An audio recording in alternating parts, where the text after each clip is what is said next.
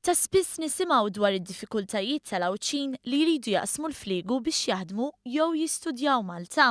Diffikultajiet li huma realtà, iżda dan ma jfissirx li ma jeżistux Maltin li jaqblilhom jaqsmu lejn Għawdex biex jiksbu l-esperjenza edukattiva tagħhom. Għalhekk l-istudenti residenti f'Malta u li jsegwu korsijiet full-time fil-kampus tal-Università tal-MCAST jew l-ITS f'Għawdex se jkunu eliġibbli li japplikaw għal sussidju. Inizjattiva li tieħdet din is-sena u s-sussidju li huwa l-istess bħalma jieħdu l-istudenti Awċin li jistudjaw Malta ilaħħaq l-400 € kull 3 xhur. Dan tħabbar mill-Ministru għal Għawdex Anton Refalo waqt Open Day fl-MCAST Għawdex fil-preżenza tal-kap tal-MCAST Għawdex Godwin Grek li laqa b'mod pożittiv din il-miżura.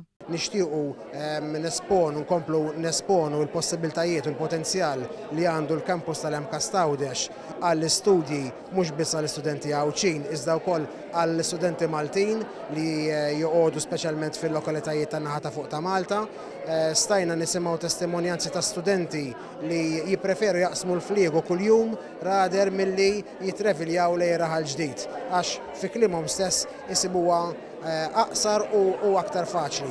Il-Ministru Refalo fakkar kif l-assistenza finanzjarja ipprovduta lill-istudenti Awċin li jistudjaw Malta tajn biex naqqas il-pis finanzjarju addizzjonali tagħhom u hekk għandu jsir ukoll fil-każ tal-istudenti Maltin.